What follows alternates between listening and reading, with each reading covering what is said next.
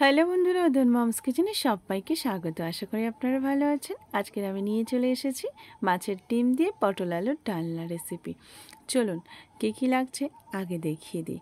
এখানে পেঁয়াজ কুচি নিয়ে নিয়েছি, টমেটো কুচি, রসুন বেটে নিয়েছি 1 চামচ মতো, আদা বাটা 2 চামচ নিয়ে নিয়েছি, আর লঙ্কার গুঁড়ো, হলুদ গুঁড়ো, লবণ আর গোটা কয়েকটা কাঁচা লঙ্কা। চলুন পটলগুলো আমি কেমন কেটে নিয়েছি অবশ্যই দেখাবো। এই যে গোল গোল করে পটলগুলো কেটে নিয়েছি, আলুগুলো এইরকমভাবেই কেটে নিয়েছি।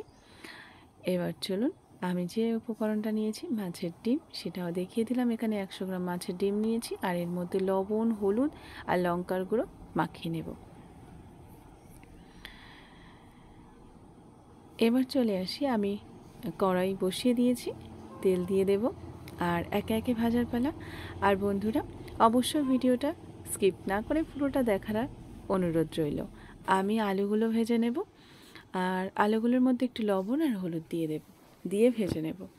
একদম সিম্পল রান্না, ঘরোয়া রান্না, অবশ্যই দেখুন। আর বলবো অবশ্যই অবশ্যই শেয়ার করুন। আর একদম মশলা কম যুক্ত মশলা, আপনারা রসুনটাকেও অ্যাভয়েড করতে পারেন গরমের জন্য, কিন্তু খুবই ভালো লাগে। একদম হালকা ঘরোয়া কয়েকটা উপকরণ দিয়ে দারুণ স্বাদের আজকের রেসিপিটা হবে। তো চলুন, আলুগুলো ভাজা হয়ে গেছে, এবার পটলগুলো দিয়ে দেব। পটলগুলো একই রকমভাবে লবণ হলুদ দিয়ে ভেজে নেব।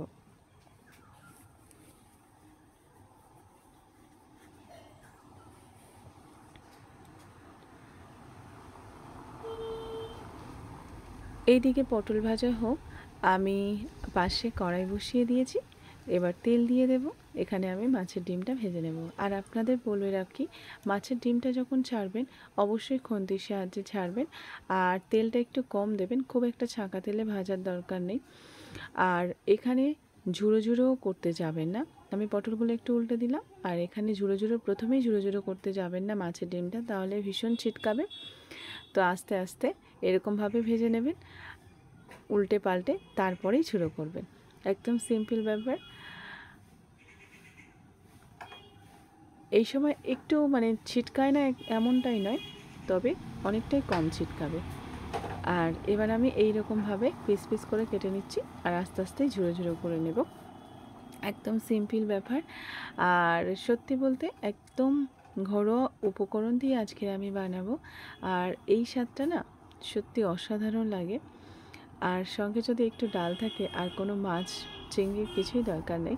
চলুন পটলগুলো আমি তুলে নিচ্ছি, ভাজা হয়ে গেছে। আর ওদিকে ডিমও আমার ভাজা হয়ে গেছে, ডিমটাও তুলে নেব।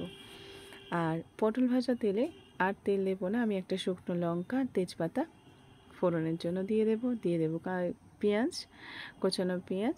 এবার একটু লবণ দিয়ে আমি হালকা ভাজতে থাকবো। কাঁচা লঙ্কাগুলোও দিয়ে দিলাম। আর কাঁচা লঙ্কা এখানে আমি গোটাই রেখেছি, আপনারা চাইলে চিড়ে দিতে পারেন, ঝালটা কেমন খাবেন আপনাদের উপর ডিপেন্ড করছে। লবণ দিয়ে একটু আমি পেঁয়াজের কালারটা চেঞ্জ হতেই টমেটোগুলো দিয়ে দেব, আর টমেটোগুলো দিয়ে আবার একটু কষাবো। একটু নরম হয়ে গেলে টমেটোগুলো, এর মধ্যে আমি রসুন বাটাটা দিয়ে দেব। এবার রসুনটা কষাতে হবে। এবার যখন রসুনের একটা স্মেল ছাড়বে, তখন আমি আদা বাটাটা দিয়ে দেব। একদম সিম্পল ব্যাপার। এবার আমি লঙ্কার গুঁড়ো, হলুদ গুঁড়ো দিয়ে কষিয়ে নেব, আর বাটি ধোয়া জল দিয়ে দেব। দিয়ে মশলাটা আরও একটু ভালোভাবে রেডি করে নেব। মশলা থেকে যখন তেল ছাড়তে শুরু করবে, তখন আমি আলুগুলো দিয়ে দিলাম। এই যে একে একে আলুগুলো দিয়ে দিচ্ছি। তো আলুগুলো দিয়ে একটু কষাতে থাকবো, তারপরে পটলগুলো দিয়ে দেব। একদম সিম্পল রান্না, ঝটপট হয়ে যাবে। আর এইভাবেই অবশ্যই রান্না করে দেখুন। কেমন লাগে অবশ্যই কিন্তু কমেন্টে জানাবেন। আর কে কোথা থেকে দেখছেন অবশ্যই কমেন্টে জানাবেন, নাহলে কী করে বুঝবো। এভাবে আমি কষিয়ে নিলাম, নিয়ে এবার জল দিয়ে দেব। দিয়ে আমি 5 থেকে 6 মিনিটের জন্য ঢাকা দিয়ে রেখে দেব। একদম মিডিয়াম লো আঁচে করে রাখবেন, তাহলে আলুটা যেহেতু সিদ্ধ হওয়ার দরকার আছে, তো এই জন্য একদম লো আঁচে রেখে ঢাকা দিয়ে দেব। 5 মিনিট পরে আমি খুলে দেখছি আলুটা কতটা সিদ্ধ হয়েছে। এই যে একটু বাকি আছে, তো আরও আমি 2 মিনিটের জন্য ঢাকা দিয়ে দেব।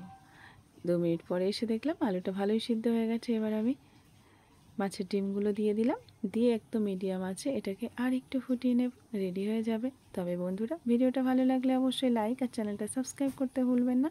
ওপর থেকে গরম মশলা ছড়িয়ে দিলাম, একদম রেডি হয়ে গেছে। আর পাশে থাকা বেল আইকনটা কিন্তু অবশ্যই ক্লিক করে রাখবেন, কারণ নতুন কোনো ভিডিও আপলোড দিলে সবার আগে আপনার কাছে নোটিফিকেশান যাবে। আমি 2-1টা আলু ভেঙে দেব, দিলেই রেডি হয়ে যাবে।